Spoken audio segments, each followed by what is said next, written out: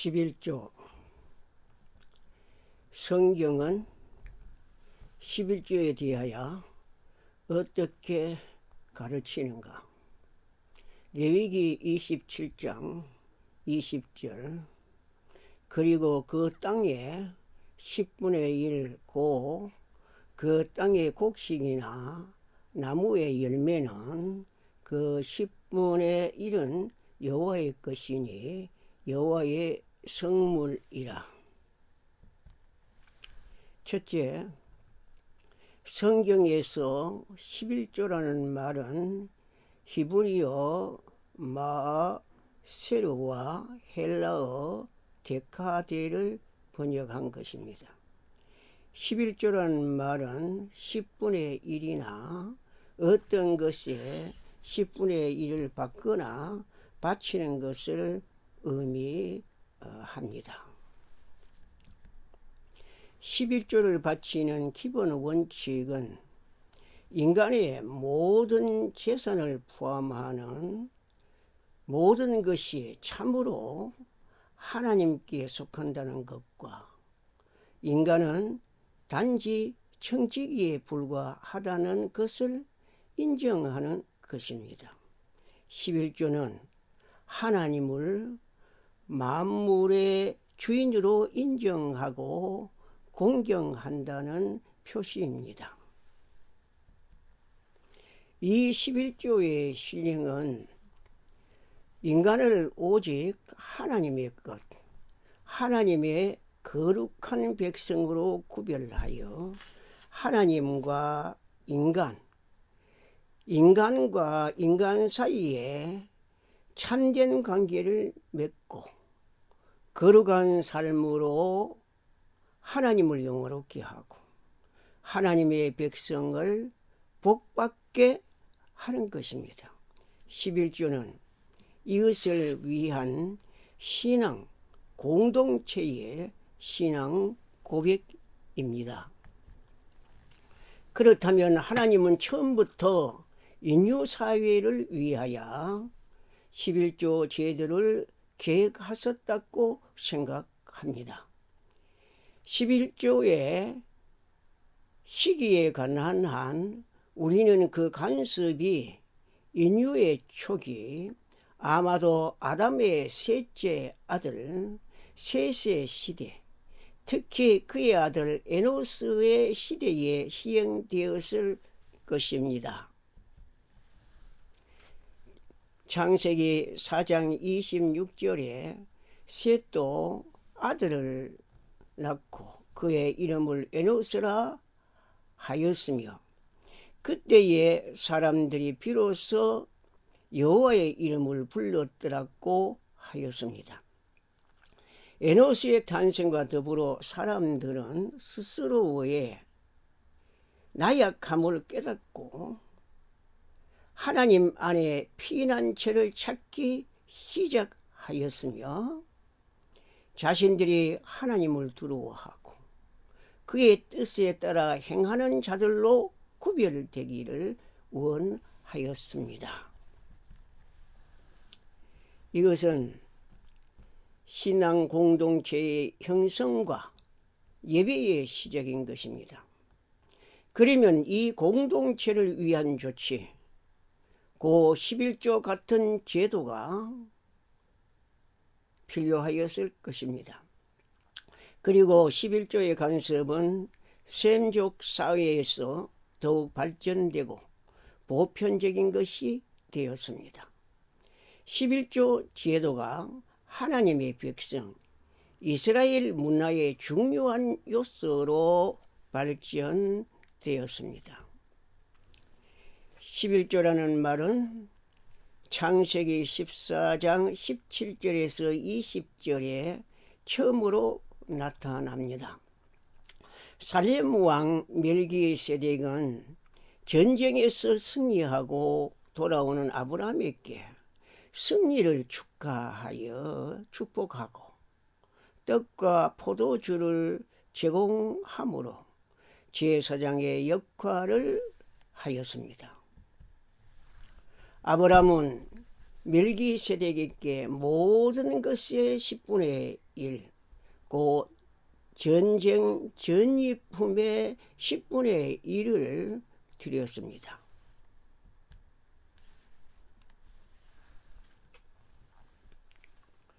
아브라함이 11조를 드린 것은 신학적 동기를 부여하였습니다.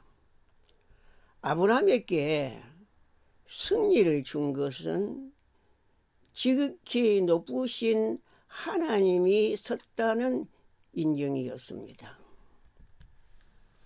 창세기 28장 20절에서 22절에 야곱은 베델에서 그 꼭대기가 하늘에 닿는 사닥다리 꿈을 꾼 다음 하나님께서 자기에게 주신 모든 것에서 10분의 1을 드리겠다고 서원하였습니다. 이것은 야곱이 믿음으로 하나님께서 여행에서 자기를 보호하시고 자기의 일을 형통케 하시면 여호와께서 나의 하나님이 되실 것이며 내가 그 사실을 확증하는 11조를 드릴 것이라고 단언한 것입니다.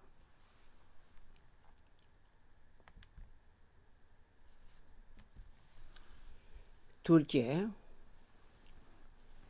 모세 법령에는 11조 원리에 대한 의미와 형태가 제시되어 있습니다.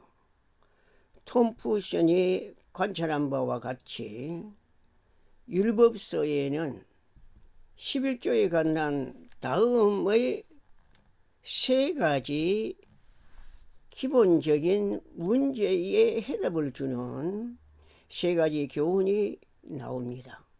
11조는 무엇인가? 누구에게 바치는가?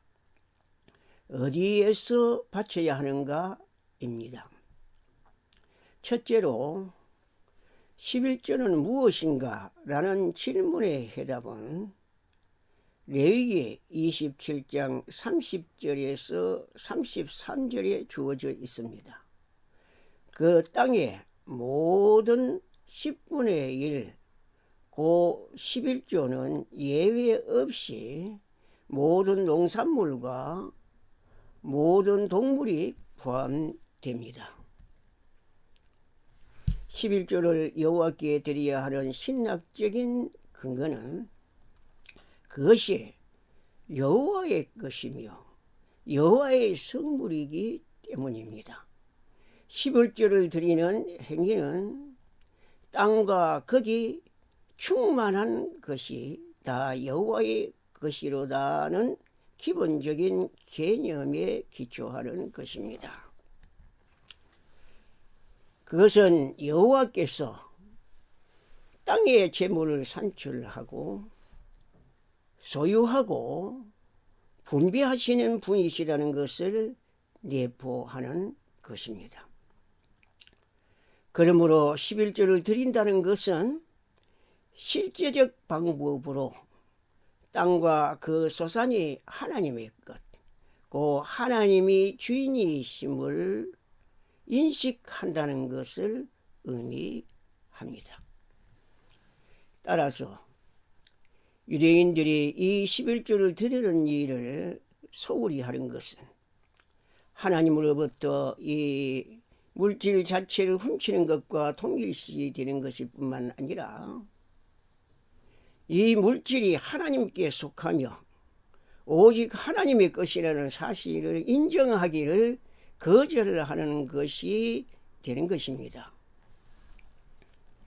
인간의 재물은 하나님이 주신 선물로 간주되었으며 이에 대한 적합한 응답으로 인간은 사이 감사의 뜻을 표하는 것이었습니다. 그래서 11조는 은혜와 관용을 베풀어 주심에 대해 하나님께 드리는 감사의 표시라는 의미를 지니게 되었습니다. 하나님의 은혜로 말미암아 맡고 있는 것에 적은 부분을 하나님의 사용을 위하여 드리는 것은 복종과 신뢰를 하는 감사하는 행동입니다. 그러므로 11조는 결코 부담이 따르는 짐이 되도록 의도되는 것이 아니며 오히려 기쁨이 넘치는 자발적인 예배의 행위였습니다. 두 번째로 누구에게 11조를 바쳐야 하는가? 라는 질문의 해답은 민수기 18장 21절에서 32절에 주어져 있습니다. 레위인들은 그들의 신분과 기능으로 인하여 생활의 수단이 되는 토지 유업을 받지 못하게끔 되어 있었기 때문에 그들이 해막에서 하는 일, 고 하나님 섬기는 일에 대하여 그들에게 주어지는 보답은 이스라엘의 11조였습니다. 그리고 레위인들도 마찬가지로 자기들의 수입의 10분의 1을 바쳐야 하는데 그들이 받은 것 중에서 가장 좋은 것이어야 합니다. 이 11조를 가리켜 11조의 11조라고 하였습니다. 레위인이 바치는 이 11조는 제사장들에게 주어졌습니다. 11조는 공동체적 의미를 지닙니다. 레위인은 백성을 위하여 하나님을 섬기는 일을 하고 백성인 그들의 필요를 위하여 11조를 드립니다. 그러므로 레위인들의 직무와 비레위인들의 일상의 노동 사이에 내적 관계가 존재하였습니다. 이러한 신인 협력적 이유대에서 서로에 대한 그들의 필요를 정주적으로 기억하는 공동체 의식을 가지게 되었습니다. 그리고 신명기 14장 28절에서 29절에는 매 3년마다 자신들의 지역에서 11조의 분배에 대한 규정이 제시되어 있습니다. 이 11조의 경우에는 가난한 자와 고아와 과부들의 생계를 유지하도록 하였습니다. 비록 매우 어려운 처지이긴 하지만 그들 역시 공동체의 일원입니다. 11조는 레위인들과 제사장들의 생활비를 지원해주고 가난한 사람들의 식량을 공급해 주는 것이 되어 그들의 복지를 보장해 주며 건강한 사회를 위한 디딤돌이 되었습니다.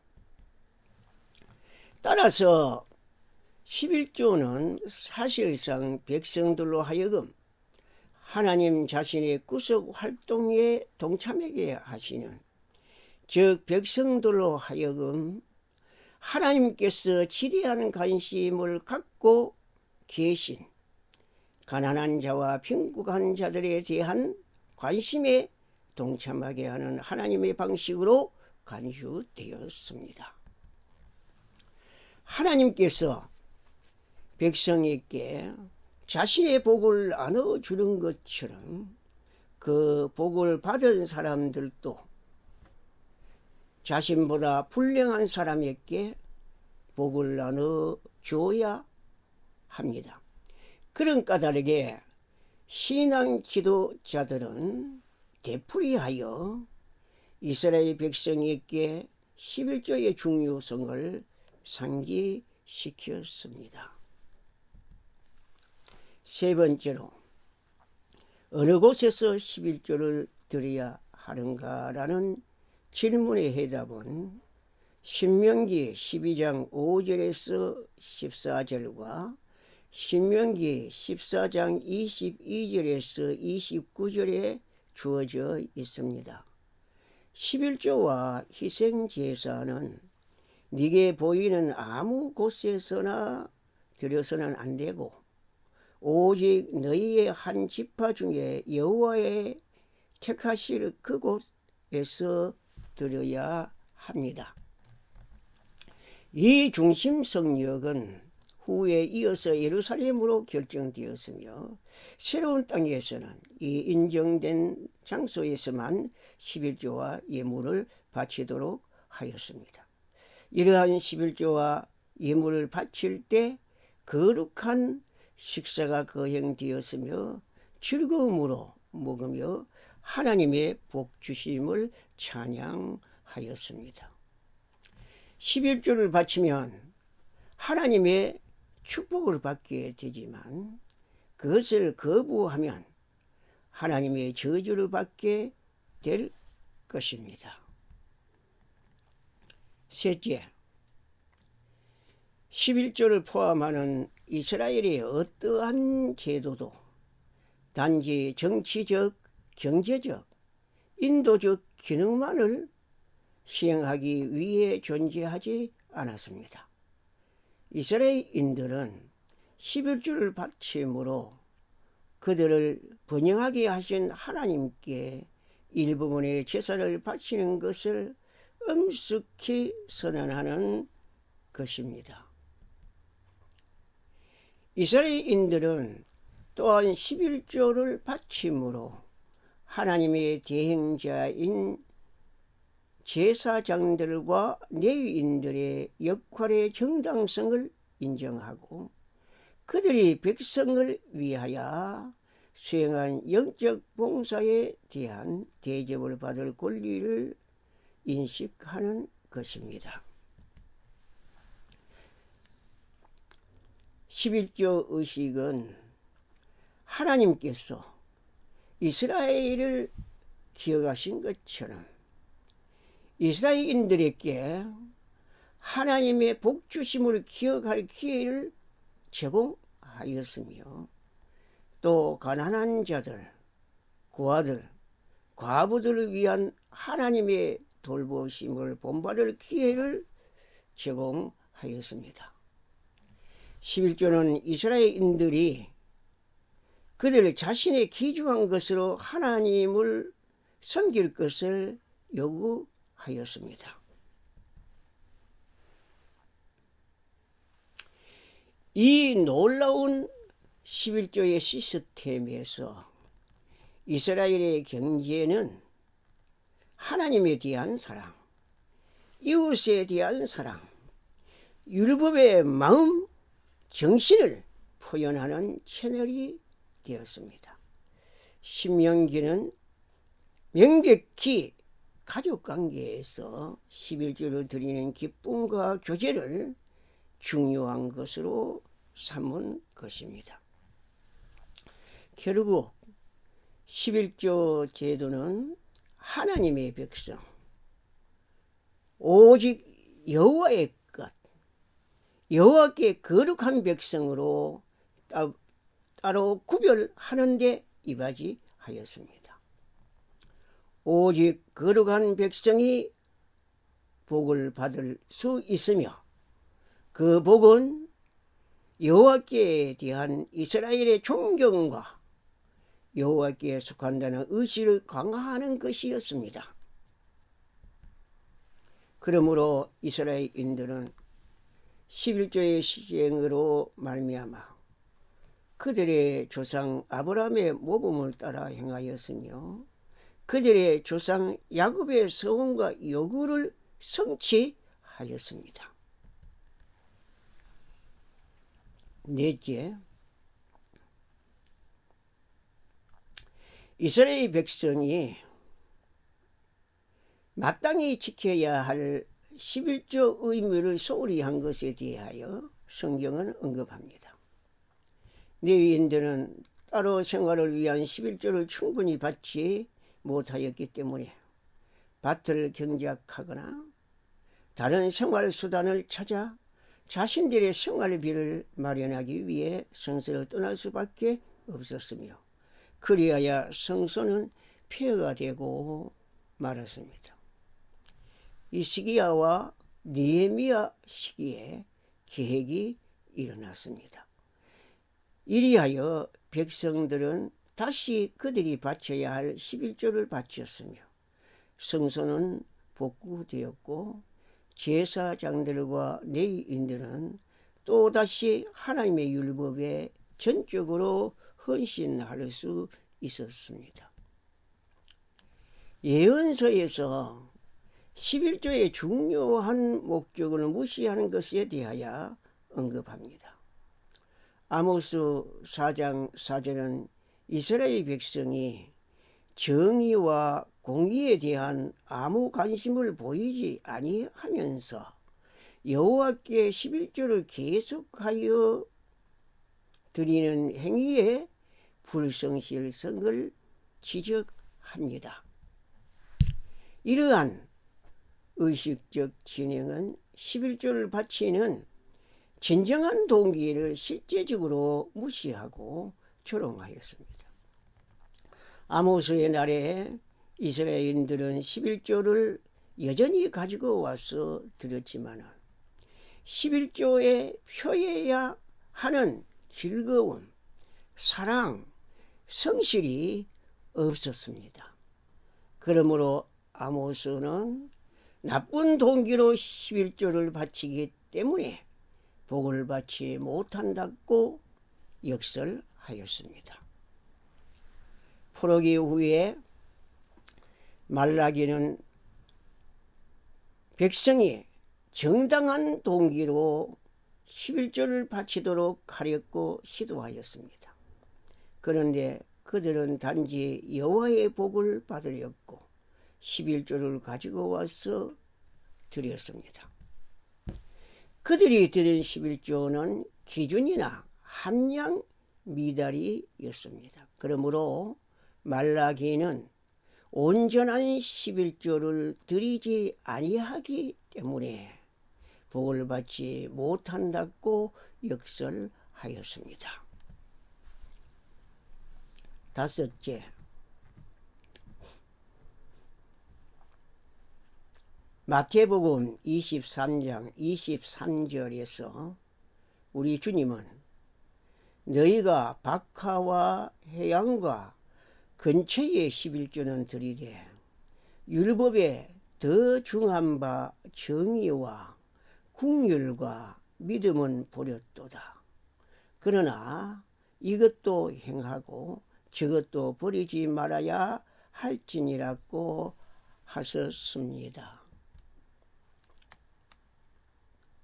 어느 석사 학위 논문에서 이 구절을 설명하면서 정의는 레위인들에 대한 정의, 국률은 가난한 자에 대한 국률, 믿음은 하나님에 대한 믿음이라고 정의하였습니다. 신명기의 11조에 대한 문맥에서 이와 같은 덕행들의 필요를 강조하였습니다. 예수님은 하나님 앞에 즐거운 도덕적 생활, 즉 정의, 자비, 믿음을 중시하지 않고 박하와 해양과 근처 같은 사소한 것에 세심한 배려를 하며 주의하는 실행 방식이나 관습에 대하여 비난하며 바로 잡을 것을 공고합니다. 하지만 예수님께서 사소한 작물까지도 구약이 요구하였다는 사실을 부인하지 아니하였습니다. 예수님의 이러한 공고는 미가의 재물에 대한 비판과 공고에 일치합니다. 사람들아, 주께서 선한 것이 무엇임을 네게 부이 선하니 여호와께서 네게 구하는 것은 오직 정의를 행하며 인자를 사랑하며 겸손하게 네 하나님과 함께 행하는 것이 아니냐. 이것은 당연히 예수님이 말씀하신 율법의 강령과 일치합니다.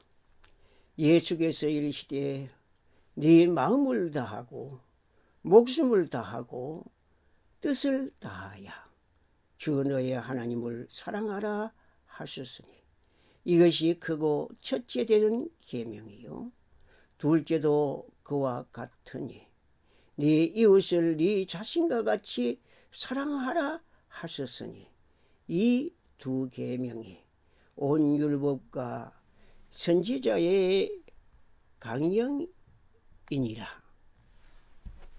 구약의 성도들은 11조 생활에서 그 중요한 목적인 이러한 도덕적 행위를 배워서 실천하여 복된 삶을 영위해야 하는 것입니다. 거듭 언급하지만은 이 11조의 실행은 인간을 오직 하나님의 것, 하나님의 거룩한 백성으로 구별하여 하나님과 인간과 인간 사이에 참된 관계를 맺고 거룩한 삶으로 하나님을 영광롭게 하고 하나님의 백성을 복받게 하는 것입니다. 11조는 이것을 위한 신앙 공동체의 신앙 고백입니다. 여섯째, 구약의 11조와 신약의 11조 그 관계와 시행에 대하여 말씀을 드리겠습니다. 이 부분은 율법의 11조를 생각하며 묵상하시기 바랍니다. 구약에서 11조 제도는 율법에서 의무이며 의식법에 속하지만은 도덕법의 본질을 포함하고 있습니다. 예수님은 내가 율법이나 선지자를 폐하려 온 줄로 생각하지 말라. 폐하려 온 것이 아니오 완전하게 하려 함이라고 하셨습니다.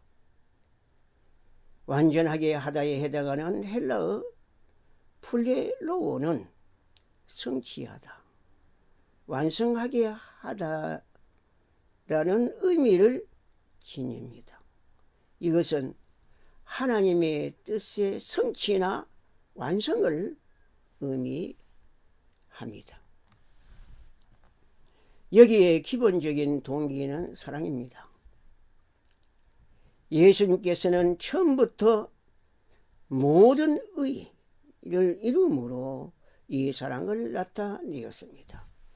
의를 이루는 것은 하나님의 뜻의 성취이며 예수 그리스도의 삶과 십자가의 희생을 통한 하나님의 사랑과 이웃 사랑을 실천하는 것입니다. 그것은 고 율법의 완성입니다. 율법의 의로운 요구는 아직 그대로 남아 있습니다. 그리스도의 의로우신 행동으로 말미암아 의가 우리에게 왔습니다. 한 범죄로 많은 사람이 정죄에 이른 것 같이 한 의로운 행위로 말미암아 많은 사람이 의롭다 하심을 받아 생명에 이르렀느니라. 하나님이 그의 아들을 보내심과 육신의 죄를 정하심은 율법이 할 수 없었던 결과를 나타내었습니다. 육신의 죄를 쫓지 않고 그 영을 쫓아 행하는 우리에게 율법의 요구를 이루어지게 하려 하심이니라. 우리는 그리스도 예수 아래에 있는 생명의 성령의 법이 죄와 사망의 법 율법에서 해방하여 율법의 구속을 받지 않고 자유하게 되어 율법 또는 11조의 요구를 이루는 것입니다. 구약교회에서는 11조를 율법에 구속되어 의무로 드렸으나 신약교회에서는 예수 그리스도의 십자가의 은혜와 성령의 역사로 율법의 의무에서 해방되어 자유롭게 드리는 것입니다.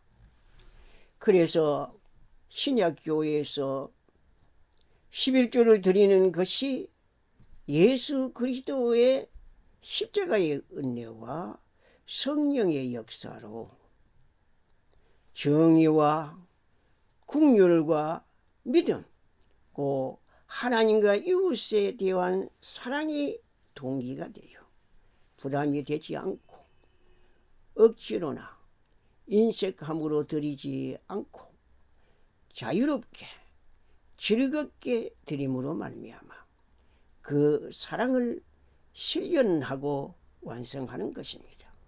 이것이 신약교회의 11조 실행의 핵심입니다.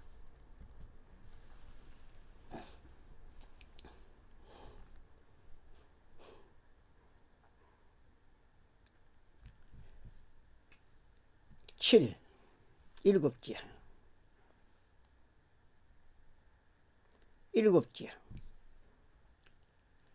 소득의 얼마를 11조로 드릴 것인가? 하나님이 본래 정하신 10분의 1을 기본으로 하는 것이 우리의 신앙생활에 도움이 됩니다. 그렇게 하지 않으면 마음의 혼란이 일어나고 육신의 생각과 영의 생각의 싸움이 일어나며 시험에 들게 됩니다. 그리고 그 형편에 따라 즐거운 자유에 따라 그 힘대로 은혜 받은 대로 드리면 될 것입니다. 경우에 따라서는 10분의 9라도 드릴 수 있을 것입니다. 교회는 모든 신자에 대하여 예수 그리스도의 십자가의 은혜와 성령의 역사와 감화로 자진하여 즐겁게 11조를 드리도록 해야 합니다. 그리스도의 십자가의 은혜로 구원받은 신자들은 성령의 역사와 감화로 기쁨으로 드릴 것입니다. 목회자는 11조의 의미와 중요성을 철저하게 가르쳐 기쁨으로 자진하여 드리도록 하여야 할 것입니다. 의무로 강요해서는 안 될 것입니다.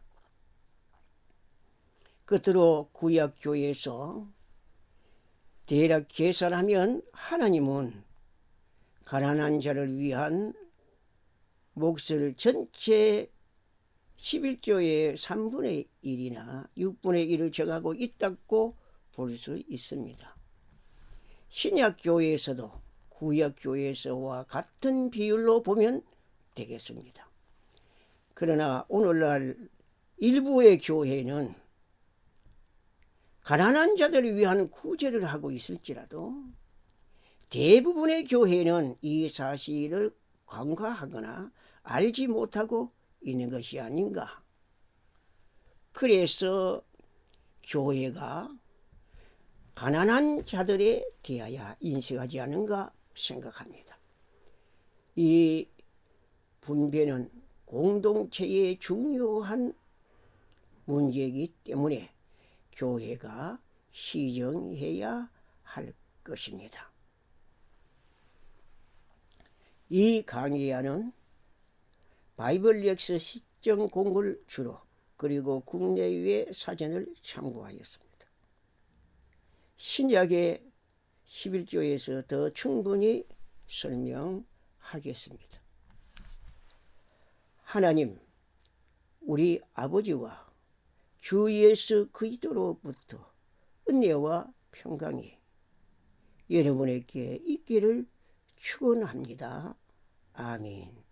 할렐루야.